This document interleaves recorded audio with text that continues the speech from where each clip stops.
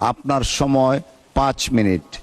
মাননীয় স্পিকার, আপনাকে অসংখ্য ধন্যবাদ আমাকে একটু সময় দেওয়ার জন্য। মাননীয় স্পিকার, এই মহান সংসদে, মাননীয় স্পিকার, আমি এই মহান সংসদে দাঁড়িয়ে আজকে একটি গুরুত্বপূর্ণ বিষয় তুলে ধরতে চাই। মাননীয় স্পিকার, মাননীয় স্পিকার, আমরা সবাই জানি নারী নির্যাতন রোধে দেশে বিভিন্ন আইন ও উদ্যোগ রয়েছে। মাননীয় স্পিকার, এটা অবশ্যই প্রয়োজনীয় এবং প্রশংসনীয়।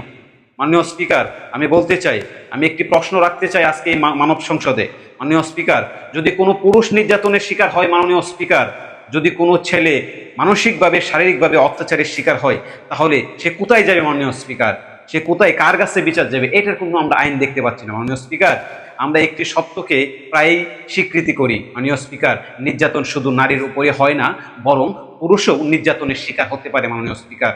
আমরা অনেক দেখি, আমাদের বরিশালে দেখতে পারি। বরিশালের দিকে যদি একটু তাকাই, ঘরে ঘরে দেখেন পুরুষ নির্যাতন হচ্ছে মাননীয় স্পিকার। ঘরে ঘরে ছেলেদেরকে তালাক দিয়েছে মেয়েরা, আর মেয়েরা তাদের একাধিক বিয়ে করতেছে। কারণ এই আইনটা আল্লাহ তাআলা দিয়েছেন ছেলেদেরকে, আর এই আইনটা করতেছেন মেয়েরা মাননীয় স্পিকার। এজন্য আমাদের এই পুরুষ নির্যাতন আইনটা এই মহান সংসদে আমি পাশ করতে চাই মাননীয় স্পিকার। কারণ আমরা অধিকাংশ সময়ই দেখি মাননীয় স্পিকার যে আমাদের পুরুষ নির্যাতন হয়, তারা মুখ ফুটে বলতে পারে না মাননীয় স্পিকার। কেন? তাদের ঘরের সমস্যা, কারণ তারা জানে এই মানসিক সমস্যা, শারীরিক সমস্যা সবকিছু বলতে চায়, কিন্তু পারিবারিক সমস্যা এগুলা বলা যায় না মাননীয় স্পিকার। আমি এই মহান সংসদে দাঁড়িয়ে বলতেছি মাননীয় স্পিকার, এই আইনটা অবশ্যই করা প্রয়োজন, যে আমাদের পুরুষ নির্যাতন তারা কোথায় যাবে।